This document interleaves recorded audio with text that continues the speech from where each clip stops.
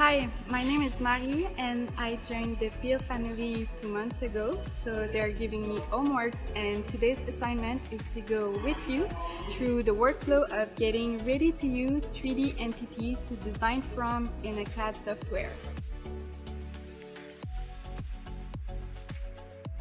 So, step 1, we're going to scan the exhaust on this Mustang 69 with the Peel 2 scanner, and then we'll go back to the office for the post-treatment in our bridge software, Peel 2 CAD. I came prepared. I came with Louis Etienne, who's been doing this for more than 10 years now, so it's not his first scan and is going to give us a few tips along the way.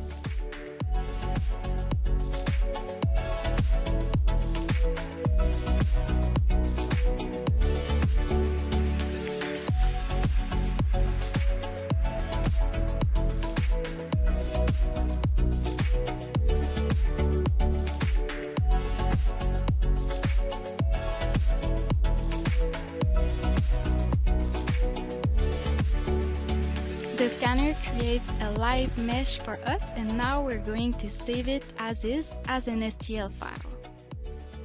First post-treatment step, clean the mesh and keep only what we need. Now it's time to use Peel 2 CAD Toolbox to extract all the important geometrical entities we'll be needing. The mesh itself can be useful as sort of a reference in a CAD, but it's a dead entity, a bit like an empty piñata, so depending on which CAD you're using, chances are you'll be needing at least a few planes and entities here and there to work your way through a design. So in this case, mostly cylinders to build the pipes and a few planes to locate the brackets and mufflers. Now that we've created all the entities we need, we export them together as step files and we also save the mesh. Now time to open Fusion 360. This specific CAD software has a tool which allows us to create sketches from mesh cross-sections. To create these cross-sections, you see here we're using the plane we saved earlier in Peel 2 CAD.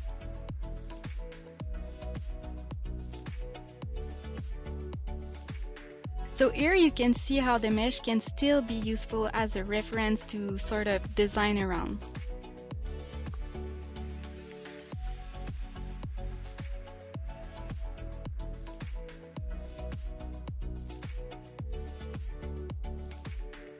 Now that we're done with the muffler, we start drying the pipes.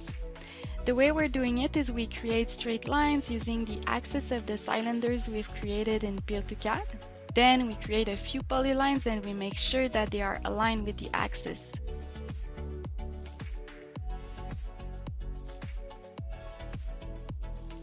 We check on the diameters and we have our pipes.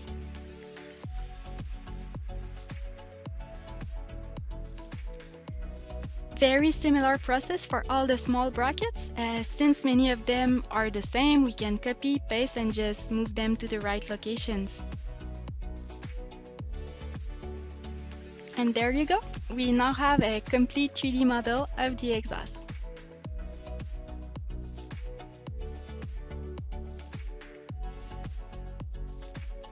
You can expect a project like that to take about half a day. You can see the breakdown here.